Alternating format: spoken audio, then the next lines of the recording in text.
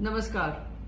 कल एक नोटिस जारी किया गया था जहां पे कहा था कि 18 जून को जो यूजीसी एनईटी का पेपर हुआ था उसको रद्द कर दिया गया है, कैंसिल कर दिया गया है। केंद्र सरकार उस पर सीबीआई इंक्वायरी करने वाली है और एक नई डेट बच्चों को बता दी जाएगी।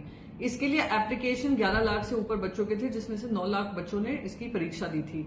आप ये सोचिए, वो सारे बच्चों की जो मेहनत होगी, मेहनत पे पानी डाल दिया गया है और उनसे कहा गया फ्रेश एग्जामिनेशन होगा, क्योंकि मिनिस्ट्री ऑफ होम अफेयर्स ने कोई अलर्ट दिया था।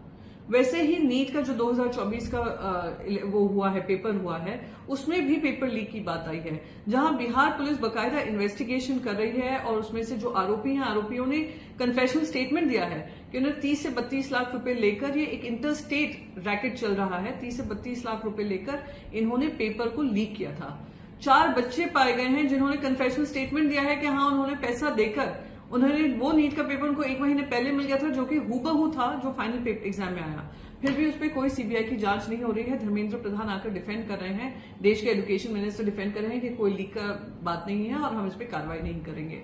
दुर्भाग्यपूर्ण है, ग्रेस मार्क से लेकर जिस तरीके से फेवरेटिज्म हुआ है, गोधरा से भी खबर आ रही है नीट के पेपर में कैसे धांधली हुई है, वो दुर्भाग्यपूर्ण है। पर मैं आपको बताऊं, एनटीए का ये पहली ही बार नहीं है जहां एनटीए जब 2017 से स्थापित हुई है कि उनके साथ ये इस तरीके के हादसे नहीं हुए हैं।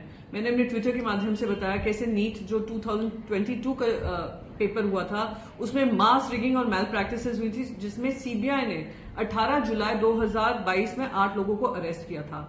फिर जेईई मेंस जो थे 2022 के, उसमें भी स्टूडेंट्स को टेक्निकल ग्लिचेस का सामना पड़ा था और some students were restricted from appearing for these exams. 2022 में सीयूटी एग्जामिनेशन में 489 सेंटर्स से second day of CUET UG 2022 में टेक्निकल ग्लिचेस के चलते एग्जाम्स रद्द कर दिए गए थे। सेम 2024 में अभी के हाल ही में जो दिल्ली सेंटर्स थे सीयूटी एग्जाम्स के लिए, वो भी उनको एग्जामिनेशन देने नहीं दिया था क्योंकि उनके पास इन्विजिलेटर्स नहीं थे। आप देखिए, एजुकेशन इमरजेंसी लग चुकी है देश में। एक है जहां हमारे बच्चे जो हैं, युवा जो हैं, ग्रेजुएट होकर उनके पास रोजगार नहीं है। कुछ हैं जो अप्लाई करते हैं रोजगार के लिए गवर्नमेंट कॉलेजेस में, गवर्नमेंट जॉब्स में, वो भी पेपर लीक हो जाते हैं, वो रद्द कर दिए जाते हैं। तो ना सरकारी नौकरी मिलती, ना उनके एग्जाम्स का उनको मार्क्स मिलता है, वो फिर से री एग्जामिनेशन देते रहते हैं। और तीसरा वर्ग है ये अंडर ग्रेजुएट बच्चों का, जो अपनी करियर चॉइसेस करते हैं, पूरे महीनों सालों तक मेहनत करते हैं और जब परीक्षा देने का टाइम आता है, परीक्षा देकर आते हैं, उनको लगता है उनका मेंटल स्ट्रेस खत्म हुआ, अब सीधा रिजल्ट्स का इंतजार है, पर उनसे कह दिया जाता है आपको फिर से आना पड़ेगा। पर आप ये देखिए, प्रधानमंत्री की चुप्पी देखिए, प्रधानमंत्री ने इस पर कोई बात ही नहीं की है। परीक्षा पे चर्चा करते हैं, पर परीक्षा किस तरीके से फेयर एंड फ्री हो उसकी बात नहीं करते हैं।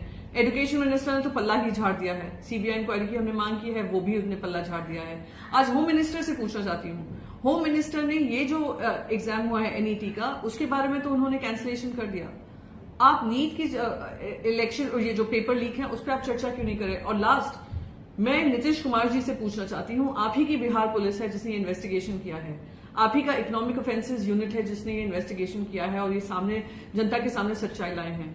आप क्यों चुप हैं कि आप ही की एजेंसीज को, आपके अंतर्गत जो एजेंसीज हैं, उनको दरकिनार किया जा रहा है केंद्र सरकार से? आप अलायंस में बैठे हैं, आप उन सभी युवाओं के खिलाफ काम कर रहे हैं जिन्होंने आप लोगों में उम्मीद जताई थी।